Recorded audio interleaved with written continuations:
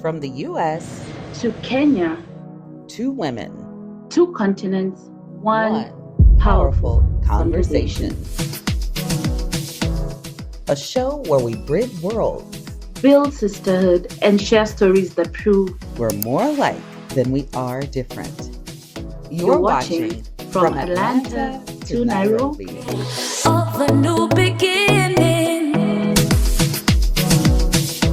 Today on From Atlanta to Nairobi. Connection over control. And what kind of leader are you? This came up as you were discussing this. Connection over control. Showing connection over control. Because in a world where stress is high, it can be so easy to just kind of project our stuff onto other people.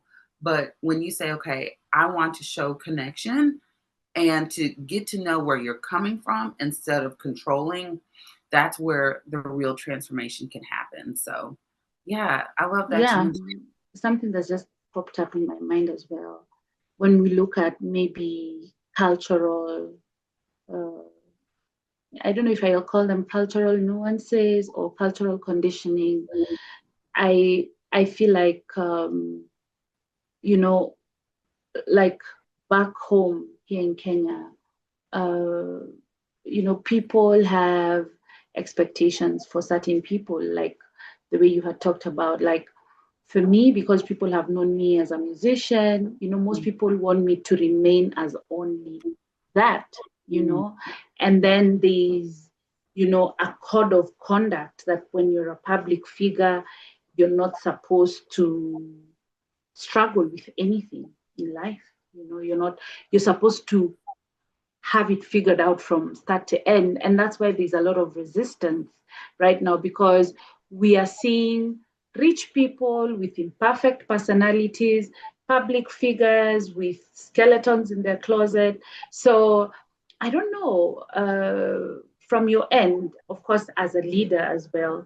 And let me just say, I find it to be a compassionate leader, though you can expand in terms of also what kind of leader you think you are. Like, are there those conditionings in terms of even you being a doctor and having your PhD and maybe leading people and running a company? Like, what things do people feel like, Elyssa?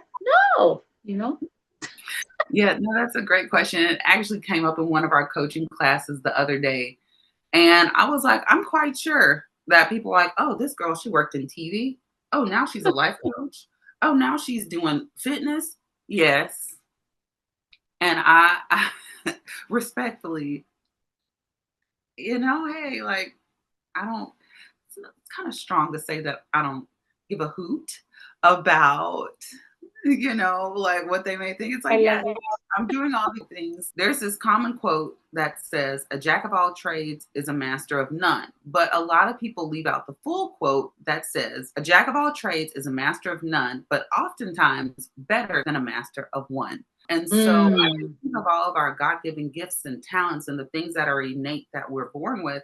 And it's like we get this opportunity to be in this human experience to walk these things out and to help a lot of people in the process. So if my TV video encourages a parent who's trying to figure out how to support their new graduate, or my exercise video helps a woman who is just getting back into exercise, maybe after children or just kind of after being out of the gym for a long time. And if my coaching videos help somebody in their life journey, then so be it. And so, yeah, I think, there probably are, it's like, oh, well, you're just kind of, when we're little, we're asked this question, what do you want to be when you grow up? When you grow up. Yep. And we're expected to pick one thing, One thing. And I work in academia. Oh, that's another thing. Yeah. I'm a professor. So it's like, I do these different things. But it's just like, even in school, you have to pick a major. You have to pick your area of study. But one thing that I've seen is that even though, yes, I have, I studied mass comm. I also have a degree in Spanish.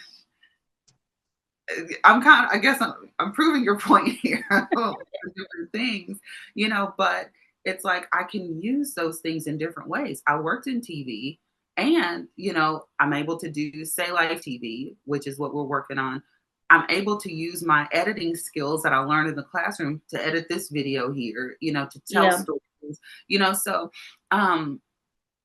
yeah, I'm quite sure there's some expectations, and also, let's look at, people who are just graduating from high school or graduating from college. And if they want to try different things, sometimes families can unknowingly put pressure on the young Yeah. people.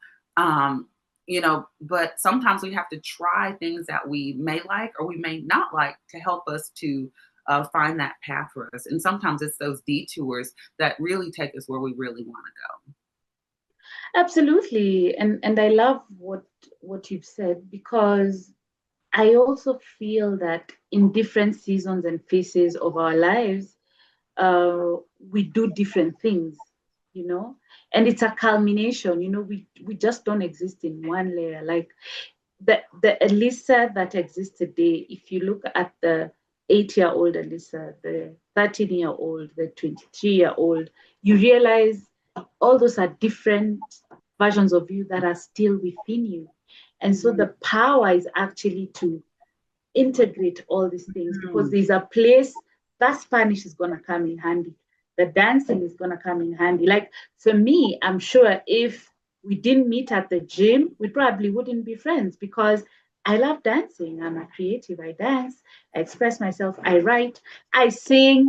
I mean, I am a therapist. Like clearly, that's why we are both here, because that box is not boxing. What put us together. And then I kind of think of like, the invisible tether that I feel like in some way, shape, or form we would connect. And dance just happened to be that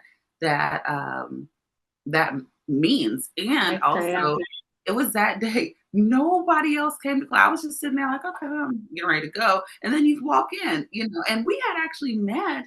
You came to my cycling class, but it was just like, hey, welcome, bye, and then it was that day where it was just you and me, and I was like, this girl is very nice, like, let's be friends. And now years later, oh my gosh, that is really something. And we've just in the short time of I say short time, but in the time of our friendship, we've been able to see many different parts of each other's life and be there for that. And I'm so grateful for that. Yes. So really quick about the leadership conversation, I wanted to invite our viewers to participate, or our listeners, wherever you're watching or listening to this. And I want to read out some of the different leadership styles. And if you can, just like place in the comments what type of leader you are. And even if they're outside of these styles, let's take a look at these. So we have autocratic leadership. That's where you're making strict decisions, strict control. Bureaucratic, you go by the book, you follow rules and procedures. Democratic leadership is where you encourage your team input and feedback, collaboration, and decisions. Laissez-faire is where you kind of, you let your team have their own independence and you kind of release authority. So laid back, I would say. Pace setter, you set high standards and you lead by example. Transactional, it's where you focus on rewards. You do this, you get this as a reward. Transformational leadership, you inspire innovation and you drive change and kind of want to inspire your people. Coaching leadership, where you develop team potential through mentorship and support. Visionary leadership, where you motivate with long-term vision and set goals. And then servant leadership is where you prioritize the needs of the team above all else. And now as I'm just reading those, I think we're a combination of a lot of these, really. Yes. And as you mentioned, we're different versions of ourselves at different times. And I think different, when we're in different situations leading, they call for different ones.